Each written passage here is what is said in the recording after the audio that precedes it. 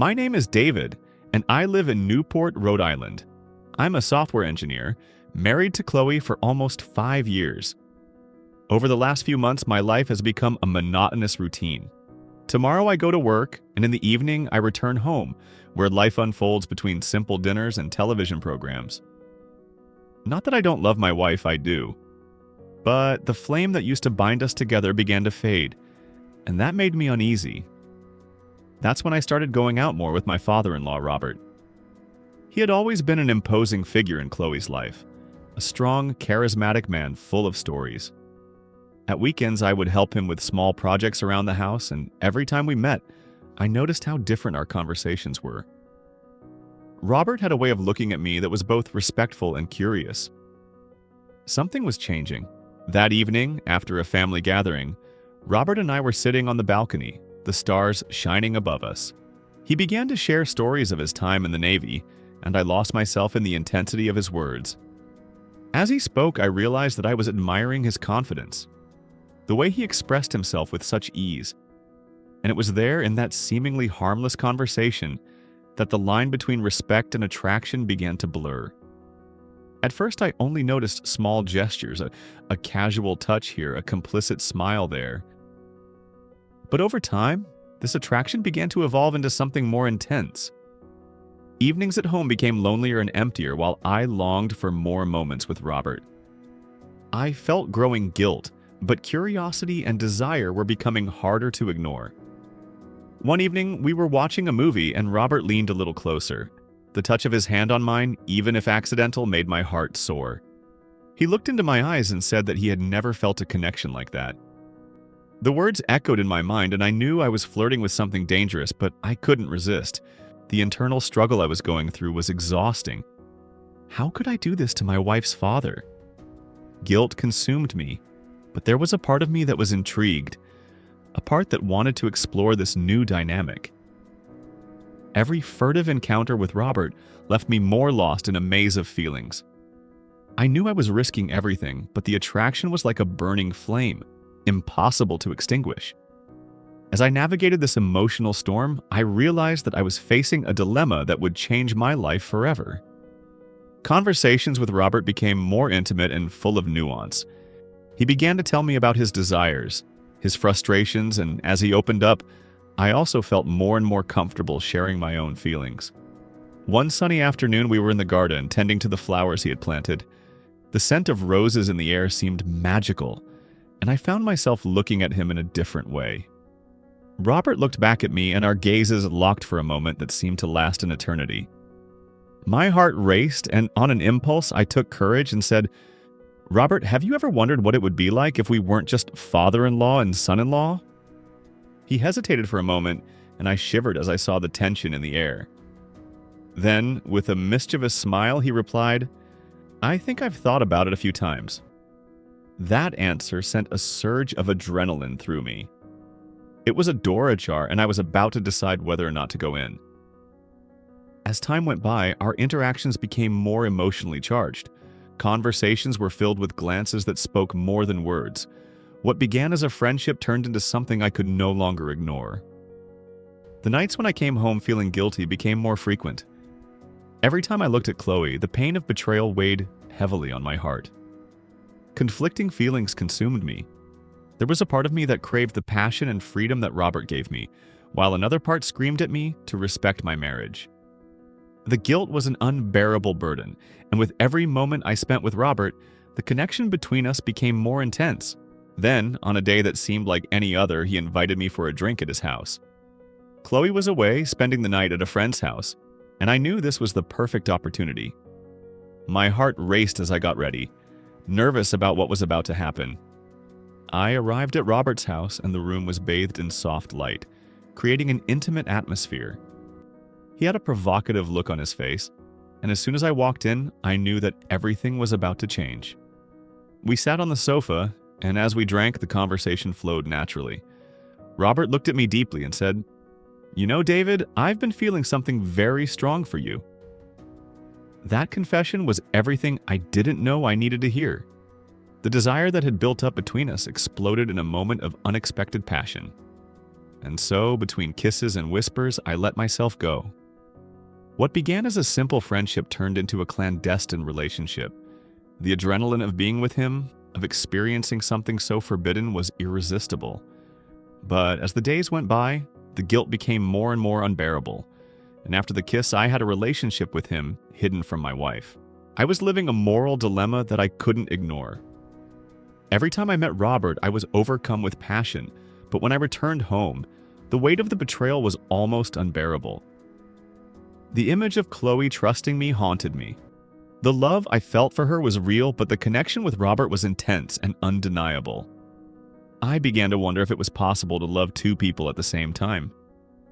The desire I felt for Robert was burning, almost primitive, while the love for Chloe was deep and true. This internal struggle left me exhausted. I no longer knew who I was. What was love? What was desire? The lines were blurring, and I didn't know how to go back. Stay until the end so you don't miss any details, and subscribe to the channel.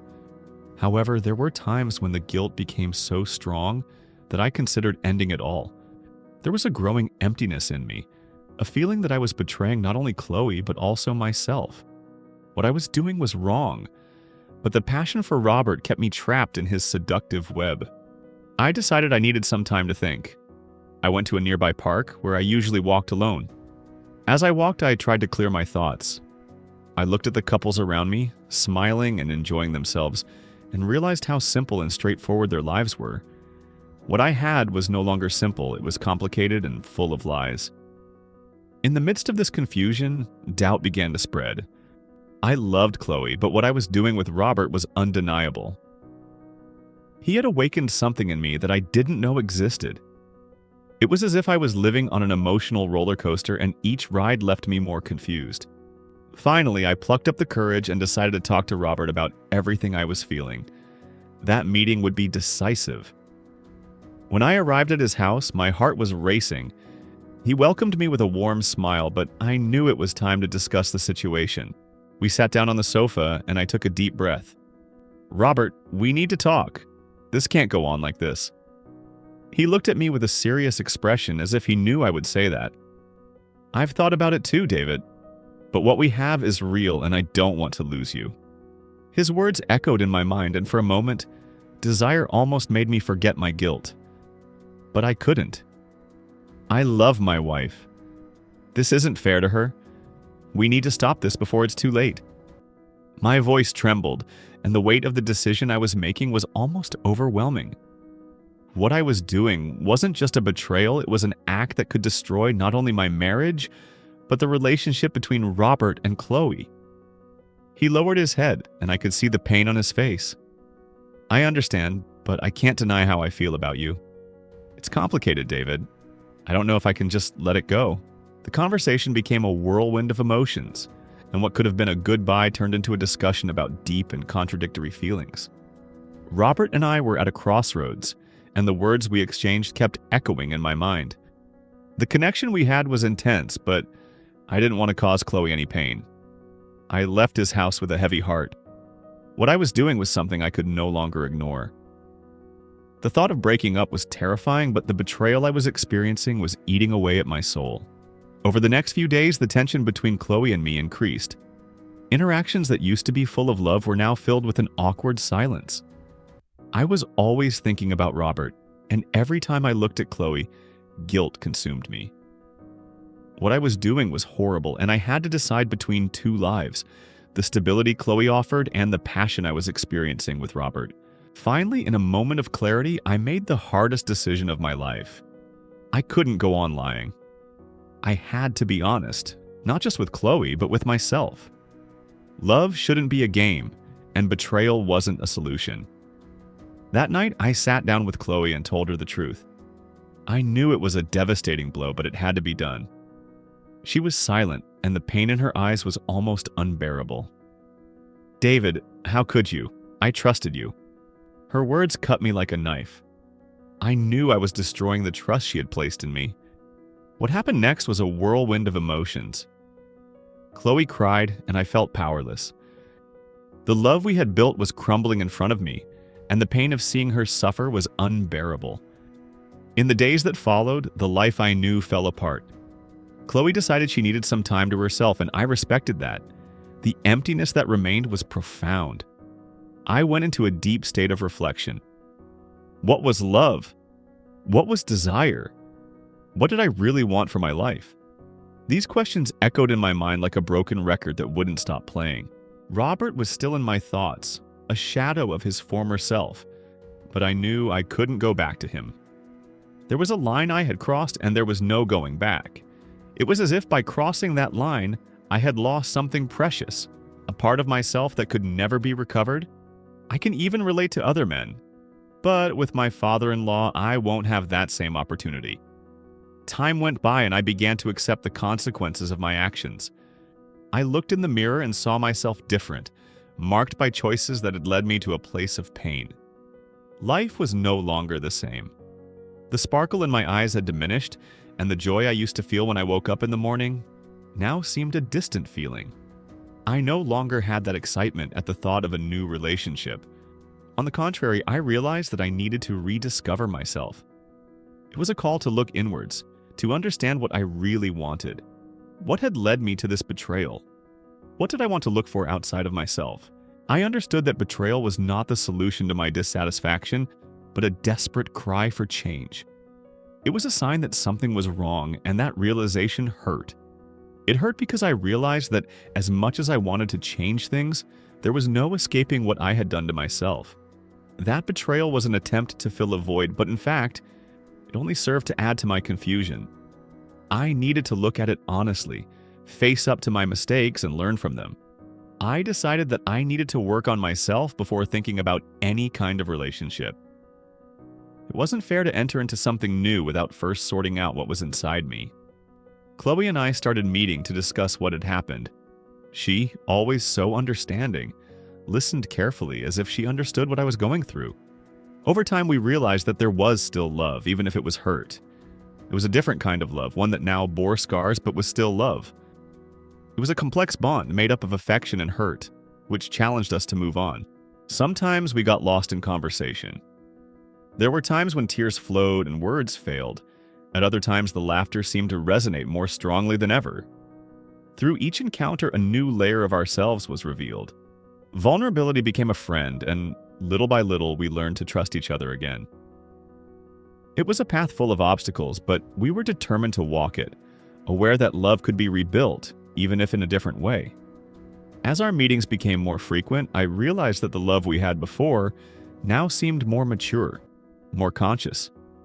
And even in our most difficult conversations, there was a glimmer of hope, a spark that made us believe that there was still something beautiful in our relationship. What had once seemed like a burden became a space for growth. Chloe helped me to see things in a new way, and I in turn encouraged her to open up about her feelings. On one of these dates, while having coffee in a small cafe in town, we decided to take a break from the heavy conversations and just enjoy the moment. A gentle breeze was coming through the open windows, bringing with it the smell of hot rolls and fresh coffee. Looking out of the window, I saw a group of children playing on the sidewalk, and it brought a smile to my face. It was a reminder that life went on, even with all its complications. We then decided to make a list of things we wanted to try together. From small adventures, like hiking or visiting a museum, to deeper dreams, like learning to dance or traveling to a place we've always dreamed of. This simple exercise brought us relief and a sense of renewal. Looking to the future and envisioning new possibilities has become a balm for our wounded souls. If you're enjoying this men's story, don't forget to leave a like and subscribe to the channel. As time went by, I began to explore new activities on my own. Painting, for example, became a refuge. When I touched the brush to the canvas, I felt like I was expressing everything that was inside me. The colors blended together, as did my emotions, and with each painting I left a part of myself behind. Painting allowed me to face my feelings, and each work was a step towards healing. The canvases became a visual diary of my journey, reflecting both the pain and the hope I carried. There were days when missing Robert became unbearable. Memories of good and bad times would appear like ghosts, whispering in my ear. The laughter, the hugs, the passionate glances, all of it would surface, making my heart race. But instead of succumbing to the temptation to call or text, I remembered the line I had crossed, and that memory made me stronger. I didn't want to go back. I wanted to move forward, learn from the past, and become a better person. That's how I gradually got back on my feet. I began to understand that the wounds of the past didn't have to define who I was. They were part of my story, but not my destiny. Alongside Chloe, I realized that the journey would be full of challenges, but also joys. The love we now had was going through a metamorphosis, and that made me anxious and excited at the same time. There was something in us that seemed invigorated, a new chance to be happy. In a particularly exciting moment, we decided to plan a trip. It was something we had always wanted to do, but had never managed to accomplish. We chose a quiet place, surrounded by nature, where we could reconnect not only with each other, but also with ourselves. The anticipation of the trip gave us a new lease of life, a new adrenaline rush. We started making lists of what to take, the places we wanted to visit, and the anxiety grew with each day. On the day of the trip, the sun was shining and the sky was an intense blue. We got into the car, laughing and talking about everything and nothing at the same time. The wind whipped our faces as we drove towards our destination, and the feeling of freedom was intoxicating. With every kilometer we drove, we felt like we were leaving our worries behind, making room for new experiences and memories. When we arrived, the beauty of the place left us speechless. Towering mountains surrounded a crystal-clear lake, reflecting the surrounding landscape. We decided to settle into a cozy cabin, and the first night was full of laughter and confidences.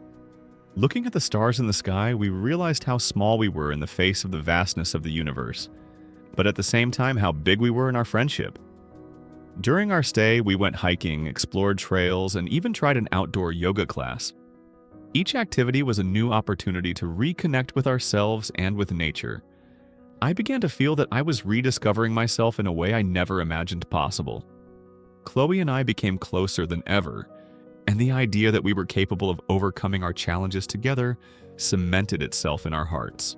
With every laugh shared, every tear wiped away, it felt like we were writing a new chapter in our lives. We were no longer the same as before. Now we were stronger, more aware, and happier. The desire to change and be happy pulsed through me, like soft music inviting us to dance. And so, hand in hand, we moved forward into the future, with the hope that, despite everything, love will always find a way. On the way home as we drove, I knew that the road would still be long, but now I was ready to take it. Together, we would discover new horizons, new dreams, and the chance of renewed love. The past would no longer hold us back. On the contrary, it would become a part of us, but not the whole of us. Looking to the future, I felt that every step I took would be a step towards freedom and happiness, and that I was finally ready to embrace all that life had to offer. Over the next few months, life became a maze of emotions. I was learning to deal with the pain and regret that accompanied me like shadows. It was as if a storm had passed through my life, leaving a trail of destruction in its wake. Love is complicated, and human desires are often uncontrollable. Every day was a battle, and I was tired. Tired of feeling guilt consume me, of looking back, filled with memories of moments that could have been different. Memories that wouldn't leave my head, like a distant echo that insisted on tormenting me. In the first days after the storm, loneliness became my companion. The nights were long, and I was lost in thought. Regret weighed like an anchor, pulling me down. I remember staring at the ceiling and thinking about what I could have done differently. The conversations I didn't have, the feelings I didn't express, the opportunities I passed up. And in that silence, I realized that love isn't just about joy. It also brings deep pain, and we often come face to face with our own ghosts. However, throughout this painful process, I realized that it was my responsibility to understand these feelings and how they affected the people around me. Every gesture, every word I had said, still reverberated in the lives of those I had hurt. My friends, my family, and especially the person I had hurt. I couldn't go on acting as if nothing had happened, as if the pain I had caused wasn't written all over their faces. It was time to face the truth, however difficult it might be. I started looking for support. I talked to friends who were willing to listen, who didn't judge me, but who helped me reflect on my choices. Each conversation became a moment of introspection, where I could let off steam and at the same time listen to advice that guided me. I learned that everyone has their own struggles, their own internal battles. Sharing mine didn't make me weak. In fact, it made me stronger. Every story of overcoming that I heard inspired me to keep going, to hope for better days. The journey to rebuild what had been lost was difficult, but necessary. I knew I couldn't do it alone. I began to distance myself from the distractions that had previously made me run away from reality. I stopped partying and going out, seeking moments of solitude and reflection. I found a quiet space of a corner where I could sit and think about what I really wanted for my life. It was as if I was creating a new me, stronger and more aware. I learned that even in the midst of confusion, it is possible to find clarity. This clarity didn't come easily. It required time and patience. It was as if a light was beginning to shine in the darkness that surrounded me. I started writing a diary, recording my thoughts, my frustrations, and above all, my desires for change. Each page I filled was a step towards my transformation. I was beginning to understand that regret didn't have to be a prison. It could be a teacher, a guide that showed me what I no longer wanted in my life and pushed me to change. I decided to dedicate myself to improving myself. I started reading more, meditating, and practicing physical activities. Each small achievement gave me a little more hope. I signed up for yoga classes, which became a transformative practice. With each session, I felt lighter, more connected to myself. I learned to listen to my body, to respect my limits, and above all, to understand that self-care is essential. I was determined to become a better person, someone who deserves to love and be loved in a genuine and honest way. Days turned into weeks, and weeks turned into months. I still missed what I had lost, but the pain began to turn into motivation. The memories that used to make me sad were now a reminder of how much I could grow. I remembered the laughs we shared, the looks we shared, and instead of crying about the past, I started to celebrate those moments. It was as if I was learning to dance again, step by step, without rushing, without fear of making mistakes. As time went by, things began to change. Life presented me with new opportunities. I met people who inspired me, who showed me that it was possible to start again. I took part in support groups where every story shared was a life lesson. The experiences of others helped me understand that I wasn't alone on this journey. We all face difficulties, and the way we deal with them defines who we are. Empathy became a powerful tool, and I used it to connect with those around me. Finally, I decided it was time to face my fears. With my heart racing, I looked for the person I had hurt. Nervousness coursed through my veins and uncertainty haunted me. But I knew I had to do it. When I saw her, my stomach churned, but I took a deep breath and said, "We need to talk." The conversation that followed was intense and full of emotion. I talked about my shortcomings, about how I had lost control and how it had affected me. She listened to me in silence, and her gaze, which had previously been full of pain, began to change. Every word I said was a step towards healing. In the end, I realized that I couldn't expect forgiveness, but I needed to be honest about my feelings. I left that conversation with a light heart, but also a heavy one.